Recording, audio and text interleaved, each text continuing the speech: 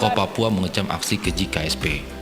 Kekejaman kelompok separatis Papua, KSP, yang membakar, menyerang sekolah dan menembak 2 orang guru. Hingga Kabinda Papua mendapat kecaman dari para tokoh masyarakat di Papua.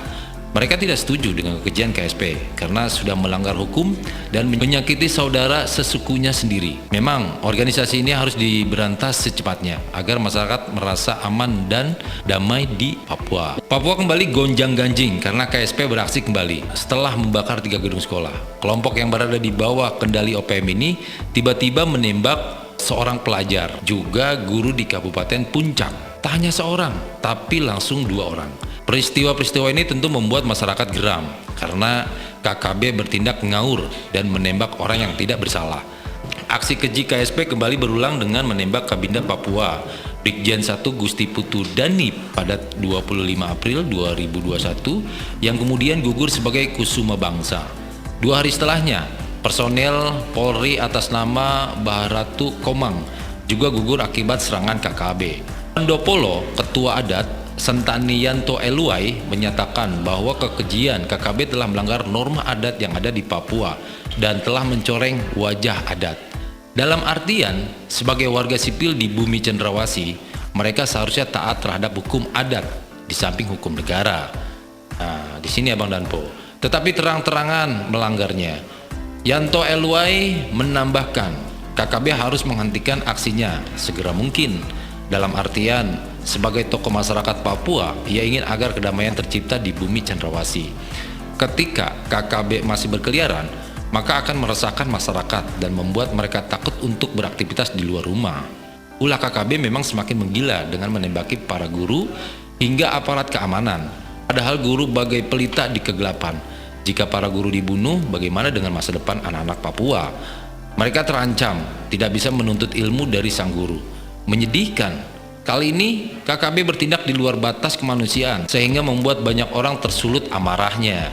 Selain itu, Abang Danpo, KKB sepertinya lebih suka berkungkung dalam kegelapan dan kebodohan dengan membakar sekolah, sehingga menampakkan bahwa mereka anti kecerdasan dan kemajuan. Ini menunjukkan kualitas mereka dan menampakkan bahwa kelompok ini lebih suka disebut terbelakang. Padahal orang yang tidak cerdas cenderung lebih mudah dikibuli oleh orang lain yang licik. Tokoh agama di bumi Cendrawasih juga mengecam kekejaman KKB. Pastor John Bunai, koordinator jaringan damai Papua, menyatakan bahwa aksi penembakan merupakan tragedi kemanusiaan yang memilukan hati. Dalam artian, tingkah KKB sudah melanggar norma kemanusiaan dan menyakiti banyak orang. Ketika tokoh adat dan tokoh agama di Papua mengecam kekejian KKB, menunjukkan suara hati masyarakat di bumi Cendrawasih.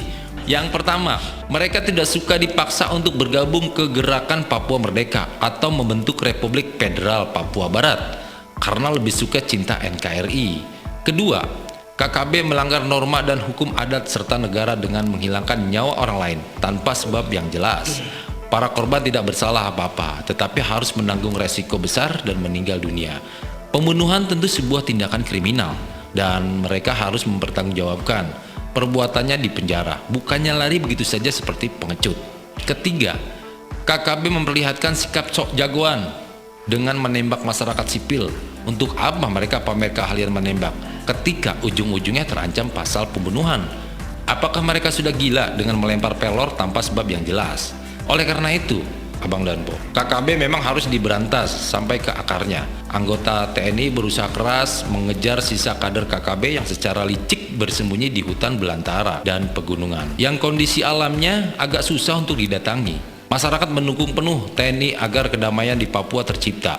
Pemberantasan KKB menjadi fokus TNI untuk membuat Papua aman dan bebas dari teror. Mereka sudah berkali-kali menyakiti hati masyarakat dan mengancam keamanan warga sipil. Ketika KKB ditumpas, tentu disetujui oleh banyak orang, karena banyak yang sebenarnya tidak setuju dengan Papua Merdeka dan tingkah kelompok kriminal bersenjata.